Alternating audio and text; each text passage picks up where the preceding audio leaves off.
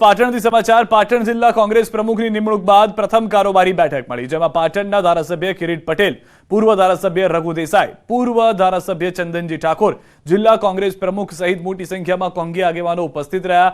બેઠકમાં લોકસભા ચૂંટણીને લઈને રણનીતિ તૈયાર કરાઈ। 2000 બૂથો પર 400 કાર્યકરોની વહેંચણી કરાઈ।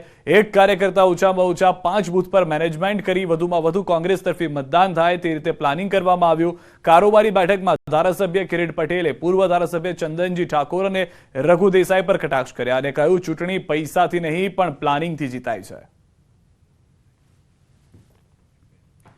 આ તરફ ચૂંટણી જાહેર થતાં જ પૂર્વ ધારાસભ્ય મધુ શ્રીવાસ્તવનું મોટું નિવેદન। લોકસભા ચૂંટણી અને વાઘોડિયા વિધાનસભા પર પેટા ચૂંટણીની જાહેરાત થતાં મધુ શ્રીવાસ્તવનો બળાપો। ભાજપ સામે સક્ષમ ઉમેદવારો નહીં હોય તો લોકસભા અને વાઘોડિયા વિધાનસભાની પેટા ચૂંટણી લડીશ। સક્ષમ ઉમેદવાર હશે તો તેને ખુલીને સમર્થન આપીશ। સાંસદ રંજનબેન ભટ્ટ સામે કર્યા ગંભીર આક્ષેપ। રંજનબેનના શાસનમાં ભ્રષ્ટાચાર થયો હોવાનો પણ આક્ષેપ। વિકાસના માટે હું કોઈ એ નહીં કરું, પણ વિકાસમાં ભ્રષ્ટાચાર થયો છે એ વિષય કહી શકું છું। અંગત જ માણસને કોન્ટ્રાક્ટ આપવાનો, માનીતા માણસને કોન્ટ્રાક્ટ આપવાનો, તંબુનું કોન્ટ્રાક્ટ માનીતાને આપવાનું, બ્રિજનો કોન્ટ્રાક્ટ માનીતાને આપવાનું, ડ્રેનેજની લાઈનોનું કોન્ટ્રાક્ટર માનીતાને આપવાનું, પાણીની લાઈનો નાખવાનું માનીતા કોન્ટ્રાક્ટરોને જ આપવાનું, કે જે એ કામ વિકાસ ભારતીય જનતા પાર્ટીએ કર્યું છે પણ માનીતાને આપ્યું છે। એક છેલ્લો સવાલ, મધુભાઈ પોતાના પત્તા ક્યારે ખોલશે, ક્યાં સુધીમાં ખોલશે? હવે તો સિચ્યુએશન એ હશે કે કેટલા જણ લડનારા છે, ચૂંટણી લડનારા કેટલા વજન છે। વડોદરા શહેરની સંસદની સીટની વાત કરું છું, વાઘોડિયા વિધાનસભાની સીટની વાત કરું છું, કેટલા ઉમેદવાર લડે છે અને કેટલા સામે લડી રહ્યા છે, અને કોણ સંસદને ટક્કર આપી શકે છે, કોણ વિધાનસભાને ટક્કર આપી શકે છે, એવા ઉમેદવારને જોઈશ, એવા ઉમેદવારને સપોર્ટ કરીશ, ને એવા ઉમેદવાર નહીં લડી શકે તો હું લડવા વાળો તૈયાર છું। સંસદ બી લડીશ અને ધારાસભ્ય બી લડીશ। આ તરફ લોકસભાની ચૂંટણીની જાહેરાત સાથે જ વિવિધ પક્ષના ઉમેદવારોએ ચૂંટણી પ્રચાર શરૂ કરી દીધા છે। ભરૂચથી સતત 7મી વખત ચૂંટણી લડી રહેલા ભાજપ સાંસદ મનસુખ વસાવાએ ડેડિયાપાડામાં કાર્યકરોનું સંમેલન યોજ્યું, જેમાં મહેશ વસાવા અને પૂર્વ ગૃહમંત્રી પ્રદીપસિંહ જાડેજા સહિત મોટી સંખ્યામાં કાર્યકરો ઉપસ્થિત રહ્યા। સંમેલનમાં મનસુખ વસાવાએ પ્રતિસ્પર્ધી ચૈતર વસાવાના આક્ષેપો પર પ્રતિક્રિયા આપી।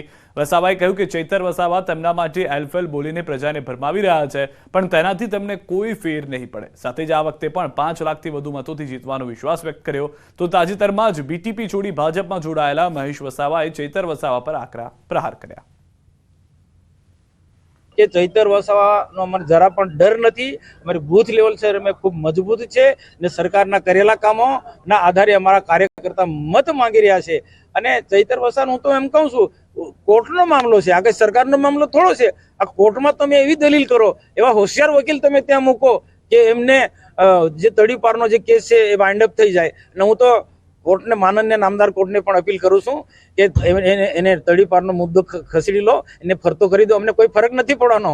આ તો એક નાટક છે, એને તડીપાર રાખવો છે બહાર જ, એટલે એ પ્રકારની દલીલો વકીલ કરતા નથી એમના, અને લોકો માટે એક હમદર્દી ઊભી થાય એના માટેનું આખું આ ષડયંત્ર છે। પ્રચંડ અને ભવ્ય વિજય થાય એવી લોકોની આંખોની અંદર એક પ્રકારની આગામી લોકસભાની ચૂંટણી માટેની ચેતના દેખાઈ રહી છે। એક વિધાનસભા જીતીને એ બી છેતરીને, એ બી લુચ્ચાઈ કરીને છેતરીને વાત કરી છે। હવે પછી કંઈ આવવાનું નથી। તમે આજે જોઈ લો, ડેડિયાપાડાનું જે કાર્યકરોનું સંમેલન છે એના પરથી આપને ખ્યાલ આવી જાય છે કે અહીં શું થવાનું છે। એટલે આવનારા સમયની અંદર જબરજસ્ત અમે મહેનત કરીને એમને મનસુખભાઈને અમે જીતાડવાનો પ્રયત્ન કરીશું। અને હવે વાત કરીએ શિક્ષણના ધામમાં ધીંગાણાની।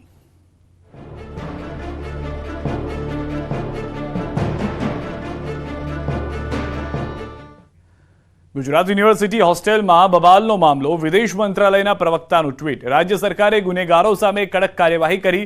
અથડામણમાં 2 વિદેશી વિદ્યાર્થી થયા હતા ઘાયલ। વિદેશ મંત્રાલય રાજ્ય સરકારના સંપર્કમાં હોવાની વાત પણ આ ટ્વીટની અંદર કરવામાં આવી છે।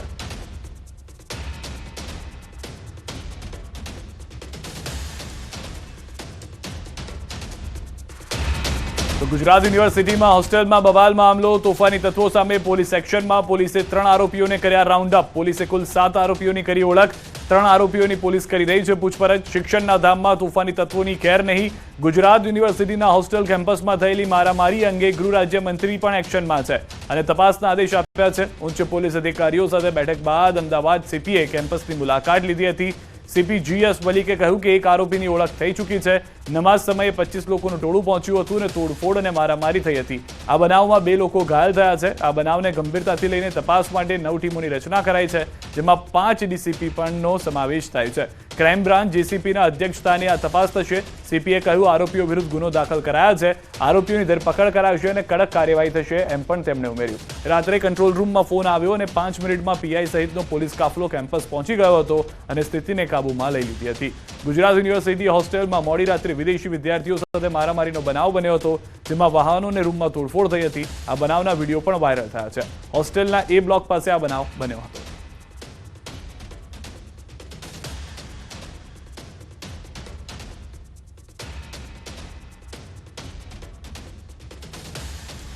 આ તરફ ગુજરાત યુનિવર્સિટીમાં મારામારીમાં કેસમાં ઘાયલ વિદ્યાર્થીઓની ખબર અંતર પૂછવા અમદાવાદ પોલીસ કમિશનર પહોંચ્યા। બંને ઘાયલોને એસવીપી હોસ્પિટલમાં દાખલ કરાયા, જ્યાં CP GS Malik, vice chancellor doctor Neerja Gupta, joint CP crime branch Neeraj Badgujar અને ધારાસભ્ય કૌશિક જૈન પણ હોસ્પિટલ પહોંચ્યા હતા અને સારવાર લઈ રહેલા વિદ્યાર્થીઓની ખબર અંતર પૂછી હતી।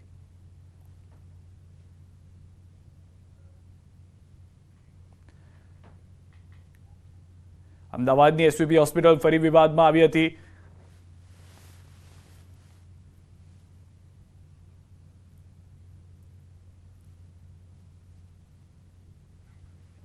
તો પોલીસ દ્વારા શરૂ કરાઈ છે તપાસ। હાલમાં એસવીપીની અંદર જે બંને ઘાયલ વિદ્યાર્થીઓ છે તેઓને સારવાર આપવામાં આવી રહી છે। પોલીસ કાફલો, પોલીસના ઉચ્ચ અધિકારીઓ, ખુદ ધારાસભ્ય પહોંચ્યા છે। ગૃહ રાજ્યમંત્રી હર્ષ સંઘવી પણ સતત નજર રાખી રહ્યા છે આ ખબર પર। અને સૌથી વધારે મહત્વની વાત, ઉચ્ચ અધિકારીઓની જે કમિટી છે તે બનાવી દેવામાં આવી છે અને તેઓને પણ તપાસ સોંપી દેવામાં આવી છે। રાત્રિ સમયે નમાઝ પઢવાને લઈને આ માથાકૂટ શરૂ થઈ હતી। પથ્થરબાજી પણ કરવામાં આવી હોવાની જાણકારી છે। જે વાહનો હતા તે પણ તોડફોડ કરવામાં આવ્યા હતા।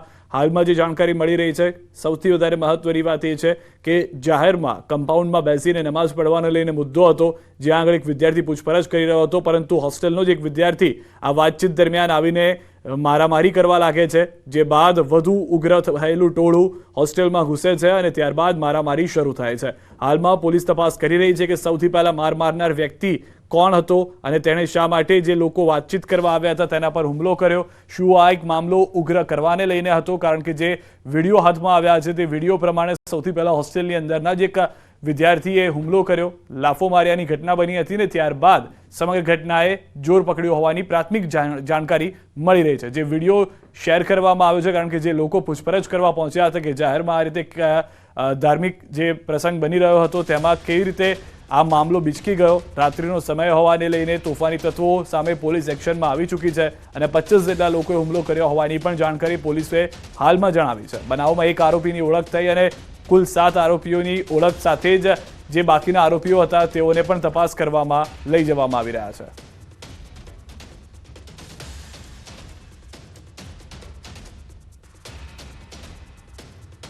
जहाँ पर अफगानिस्तान, यूथोपिया और श्रीलंका के एक स्टूडेंट को नमाज पढ़ते समय कुछ असामाजिक तत्वों द्वारा उन पर हमला किया गया।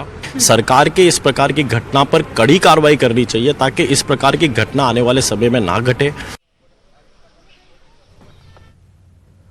વધુ માહિતી ન્યૂઝ 18 સમાચાર મૌલિક પાસેથી મેળવીશું। મૌલિક, સમગ્ર ઘટના કેવી રીતે ઘટી હતી? કારણ કે અનેક એવા વિડીયો છે જેમાં એ પણ જોવા મળી રહ્યો છે કે હોસ્ટેલની અંદરના વિદ્યાર્થીએ પણ હુમલો સૌ પ્રથમ કર્યો, ત્યારબાદ ટોળું બેકાબુ થઈ ગયું। શું સમગ્ર ઘટના છે, શું વધુ જાણકારી?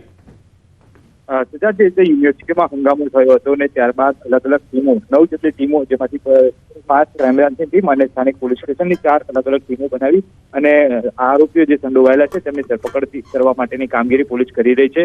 માનવામાં આવ્યું છે કે 7 વ્યક્તિઓ જે વિડીયોમાં દેખાઈ રહ્યા હતા તેની ઓળખ કરી લેવામાં આવી છે, તેમની અટકાયત કરી અને તેમને પૂછપરછ પણ કરવામાં આવેલી છે કે તેમનો રોલ શું હતો, તેમને કઈ પ્રકારની માહિતી મળી હતી જેના કારણે તેઓ આ જગ્યાએ પહોંચ્યા હતા। તેની સાથે સાથે અન્ય કયા કયા વ્યક્તિઓની સંડોવણી છે।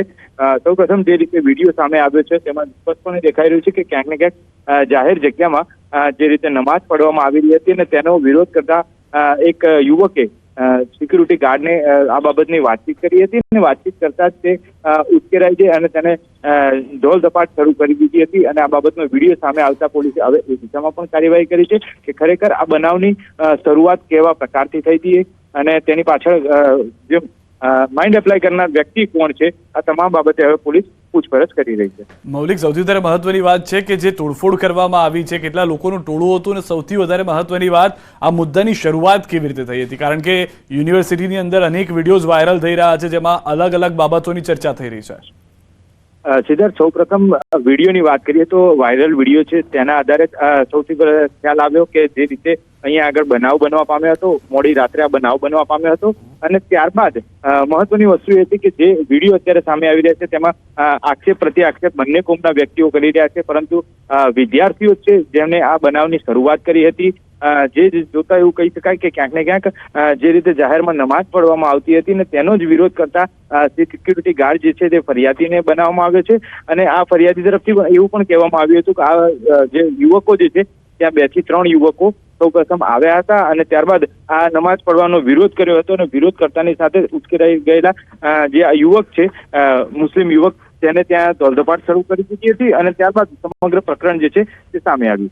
મૌલિક, એ પણ જાણવા મળ્યું છે ખુદ ધારાસભ્ય પણ મળવા પહોંચ્યા હતા હોસ્પિટલમાં જે ઘાયલ યુવકો છે તેઓ માટે, અને ખુદ પોલીસના ઉચ્ચ અધિકારીઓ પણ ત્યાં આગળ પહોંચ્યા હતા. ત્યાં જઈને વધુ શું માહિતી મેળવવામાં આવી હતી પોલીસ દ્વારા, ધારાસભ્ય દ્વારા? બિલકુલ સિદ્ધાર્થ, જે રીતે આ બનાવ સામે આવ્યો અને ત્યારબાદ 2 થી 3 વ્યક્તિઓ જે ઇજાગ્રસ્ત હતા તેને સારવાર અર્થે હોસ્પિટલમાં ખસેડવામાં આવ્યા છે, તો તેની મુલાકાત માટે માઇનોરિટી સેલના અને આગેવાનો જે છે, મુસ્લિમ આગેવાનો, તે પણ પહોંચ્યા હતા. તમામે તેમના ખબર અંતર પૂછ્યા છે અને ખરેખર આ બાબત નિંદનીય છે, કારણ કે હવે ઇલેક્શનનો માહોલ છે અને ઇલેક્શનના માહોલ વચ્ચે આ પ્રકારનું હિન્દુ મુસ્લિમની વાત જ્યારે આવે છે ત્યારે સંવેદનશીલતા વધી જાય છે અને તેને જ જોતા તમામ લોકો આ મુલાકાત કરી રહ્યા હોય એવું પણ પ્રાથમિક દ્રષ્ટિએ લાગી રહ્યું છે, પરંતુ આ કોઈ રાજકીય મુદ્દો ન બને તે માટે ગૃહ રાજ્યમંત્રીએ પણ સવારે જ્યારે બેઠક કરી હતી ત્યારે ટકોર કરી હતી અને આવા તમામ આરોપીઓ જે આ કેસમાં સંડોવાયેલા હોય તેને ધરપકડ કરવા માટે પોલીસ કમિશનર અને ડીજીપીને સીધા સૂચન કર્યા હતા.